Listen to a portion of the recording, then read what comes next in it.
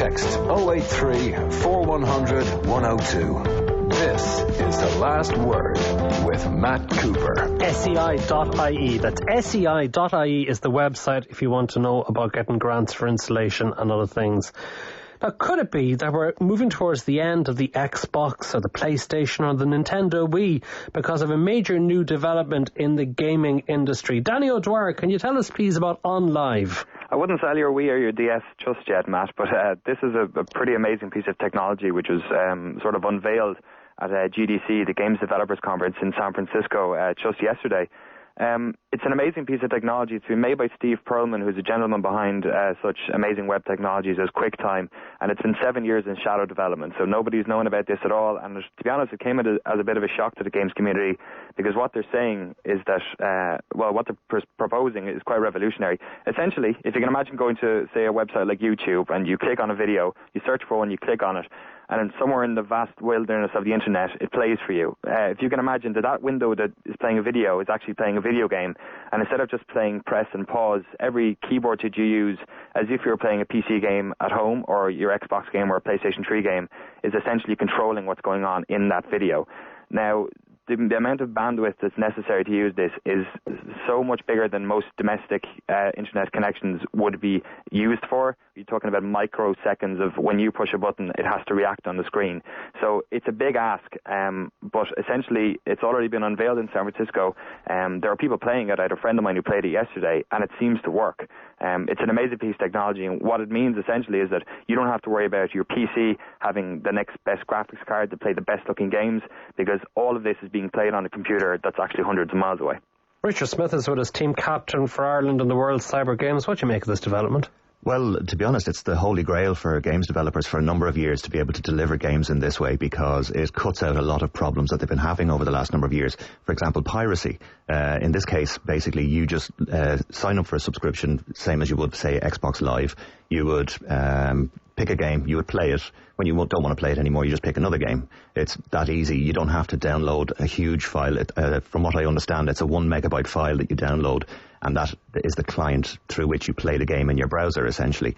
Should it be a lot cheaper, because you wouldn't be paying for a game that you get out of a box in a store or whatever? He hasn't hinted at his pricing plan yet, but I would imagine because he's so involved with so many game companies at the moment, he's got backing from quite a few. I'd say they'll all be getting a little cut out of it, but that being said, I would imagine it would be quite cheaper. But what games would he have, Danny O'Dwyer? Because will he have all the big favourites for the established games like in Nintendo and the Xbox and the PlayStation? What Richard said is true. There's a number of top-end publishers who have actually signed up to this already.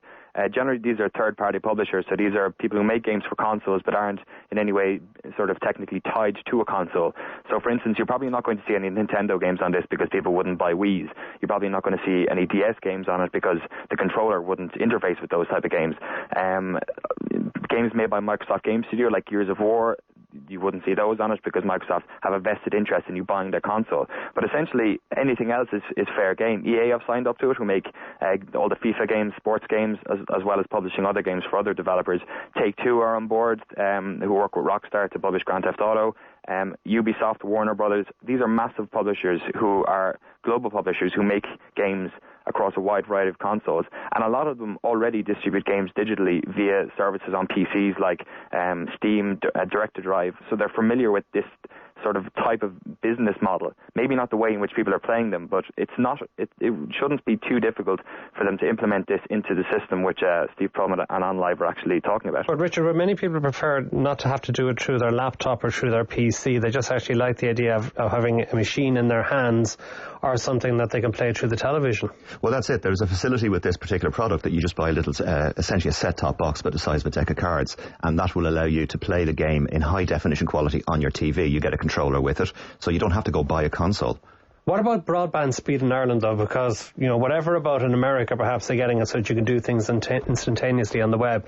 Will we ever get to the right speeds in Ireland? Well, to be honest, I did some checking on that today, and the information I've been able to find out is to play the game in standard quality, you need a 2 megabit line, and to play it in high definition quality, you need a 6 megabit line. Now, those are quite within the realms of what we have here in Ireland. The broadband has improved so much over the past few years in Ireland, but the one thing that I would would be concerned about is a lot of broadband packages have what they call bandwidth caps on them.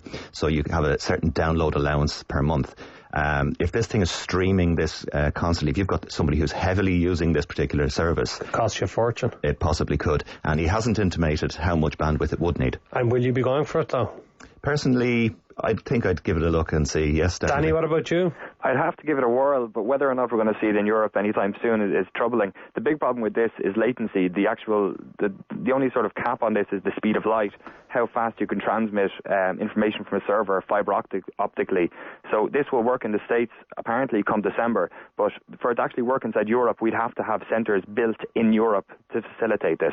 So whether this is going to be rolled out in the next 12 months in the States is one thing. Whether it comes here, we'll just have to wait and see, really. Danny O'Dwyer and Richard Smith, thank you both for joining us. The Damn United is the main movie we'll be reviewing after this.